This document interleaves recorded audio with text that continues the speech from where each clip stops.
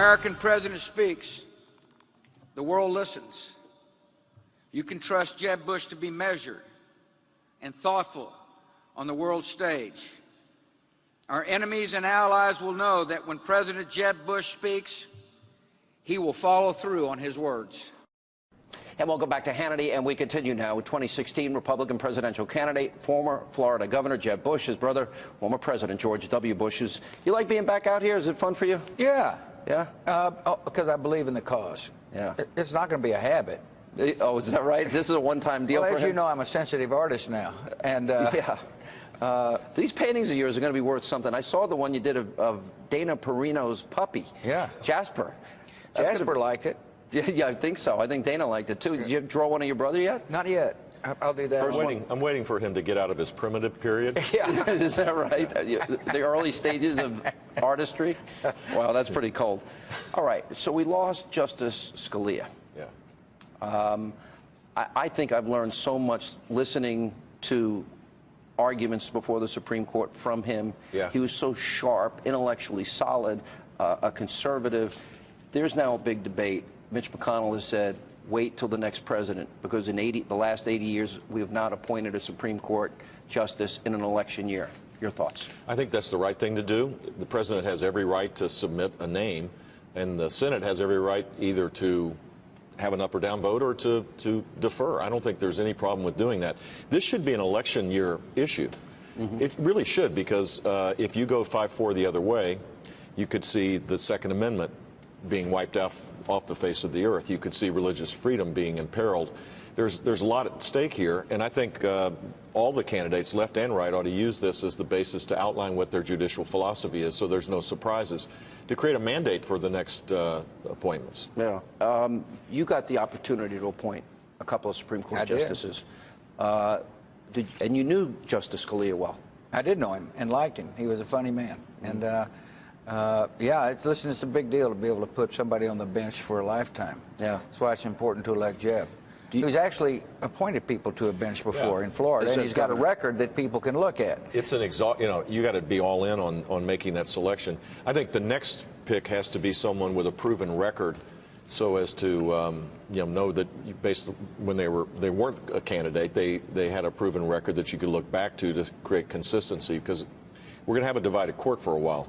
And it would be important to pick someone who has been in the judiciary, and then you've got to fight, because this will be a massive fight. It's going to be a big fight, and I agree with you. I mean, ever since Robert Bork and then Clarence Thomas, et cetera. In July of 2007, Senator Chuck Schumer, and we'll play it later in the program tonight, was very clear that you would not be able to appoint another Supreme Court justice. That was 18 months left in your presidency. Now he's outrageous. Now he's outrageous. Like, this is horrible. That's as close as a political question as I'm going to ask you. In Chuck's case, there was not I didn't appoint one after 2007. That's Schumerism. Is that a Schumerism? Yeah. That's definitely a Schumerism. That's kind of the way Washington is. Yeah. In a way, a lot of them are for an issue at one point, and then when they get the upper hand, it's somebody else's turn, and it's too bad. Scalia was a lover of liberty and protection, of us from government, and the ideal would be to pick someone like that. We hear so much this year about, and I've used the term a lot, so I'm as guilty as everybody else probably, but insurgency, candidacies, and establishment.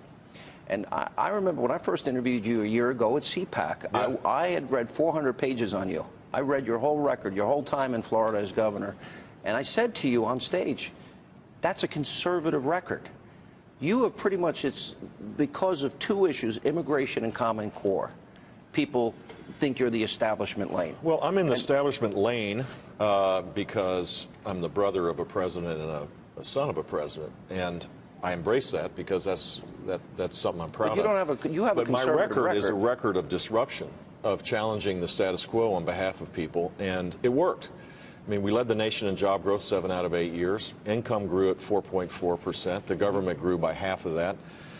They called me Veto Corleone because I vetoed 2,500 separate line items. We ended affirmative action and replaced it with a leadership model that didn't discriminate but created more opportunities.